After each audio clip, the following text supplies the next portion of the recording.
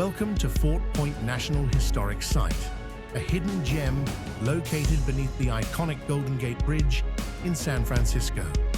This historic landmark is not only an architectural marvel, but also a treasure trove of history, offering stunning views of the bridge, the bay, and the city skyline. As we arrive at Fort Point, take in the awe-inspiring blend of natural beauty and human ingenuity. Built during the gold rush in the 1850s, Fort Point was designed to defend San Francisco Bay from potential invaders. Today, it stands as a testament to Civil War-era military architecture and the stories of those who once served here. Inside, you'll find arched brick corridors that showcase the intricate craftsmanship of the time. The fort's design not only provided structural strength, but also allowed for efficient placement of cannons to protect the bay. As you explore, imagine the soldiers stationed here, standing guard over the bustling harbor below. Fort Point also features fascinating exhibits and artifacts that bring its rich history to life. From cannons and uniforms to detailed maps, these displays tell the story of a bygone era when San Francisco was a strategic hub of defense. One of the highlights of visiting Fort Point is the breathtaking rooftop view. Here, you can stand directly beneath the towering Golden Gate Bridge and marvel at its engineering brilliance. The contrast of the fort's red brick against the bridge's majestic structure is a sight to behold. The fort's location offers an immersive experience of the Pacific's raw beauty. Feel the ocean breeze, hear the waves crashing below, and take a moment to reflect on the fort's strategic importance in safeguarding these waters. Whether you're a history enthusiast, a photography lover, or just looking for a peaceful escape, Fort Point offers something for everyone. From capturing the perfect shot of the Golden Gate Bridge to learning about the fort's unique past, this destination is truly one of a kind. You can listen to this nice gentleman's speech for more details about this incredible historic site and its hidden glory. Here in San Francisco, we're in a land of many, many changes. Right now, this is part of America, but if you were here about 170 years ago, it wasn't America, it was part of Mexico. And if you were here 30 years before that, this was actually part of Spain. This was New Spain that we were in right now. We can see, that's why we have the flags up around behind us. So yeah, if you were sitting here about 200 years ago or so, this would be the flag here. This was Spain's flag. Now, we also, I want to pass this around, for the last few thousand years or so, this area is also the homeland to the Ramaytush Native Americans. This is an abalone shell. It's an example of the food that they eat here, traditional food. A mound of discarded shells was found on Crissy Field, just a few hundred yards from here, that dates back almost 2,000 years. I'll pass that around if anyone's interested. So there was arguably, though, one single event in the history around here that led to the most change this place has ever seen. And it is the discovery of gold. So gold was discovered in 1848, and it was discovered about 100 miles east of here, inland a little bit. And that completely changed everything that was happening around here. So, many of y'all, I'm assuming, are visiting San Francisco while you're here. And San Francisco, before the gold rush, was a tiny little town. It was like a hamlet. I have a photo of it for you, or an illustration rather. This is San Francisco on the eve of the gold rush. So looking this direction, this is modern day financial district. So today you might see, Salesforce Tower here or something. But yeah, you see a couple of ships and a couple of structures, and that's it. There were 800 people living in San Francisco just before the gold rush. But then when gold was found, a bunch of people rushed in to try to make it rich. You've heard of the 49ers, the football team. named after the gold rush that really went full force in 1849. And so people came from all over the place to make it rich and find this gold. A lot came from the eastern United States, and the journey from there, if you went overland, it took about 6 months, and not everybody survived. It was a dangerous journey. You could also come by boat, but if you're going to come by boat, you actually had to go all the way around South America because the Panama Canal didn't exist yet. That also took about 6 months. There was not a 100% chance of survival. So San Francisco, if you look at it just a few years later, this is a picture. This is 1851. So same vista, looking out in the bay. This again is the modern day financial district. 30,000 people here in just a few years, so from 800 to 30,000. So San Francisco, just population exploded, and it earned it the nickname of Instant City because of how quickly it grew. Now, as people were coming here, it wasn't just the gold, but you started having the houses and the tools and other businesses that kind of grew around to support the gold rush. Now, behind us, where the Golden Gate Bridge is today, that opening in between the bay and the ocean is called the Golden Gate. And that opening is a really important opening. It's really important to be able to defend it because when you come in from the ocean to the bay, all the rivers inland, the ones that go to places like Sacramento, that go up and down the Central Valley in California, they all connect to the bay. So whoever controls this opening to the bay really controls all of Northern California. This is especially true at a time before airplanes existed and even before trains were really getting used. So if you're going to get attacked by a large group of people, it's generally going to be by ship at that point.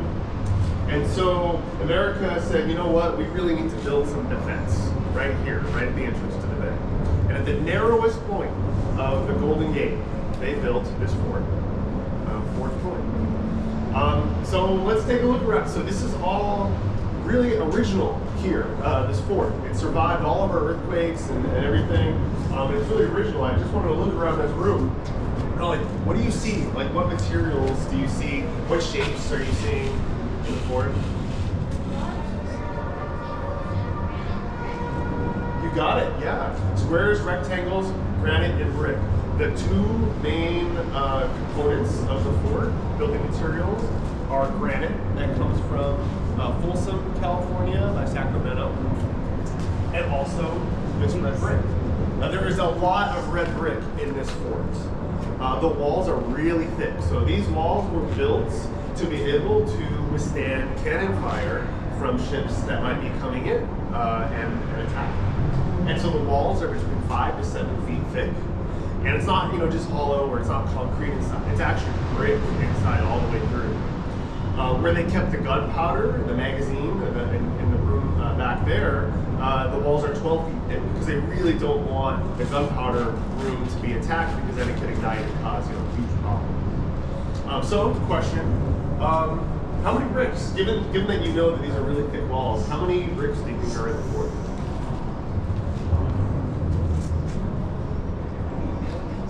How many? Billions? So, yeah, a lot of bricks, yeah. Trillions? Well, I like that we're going high here. We're shooting high. It's going to be in the low tens of millions of bricks here.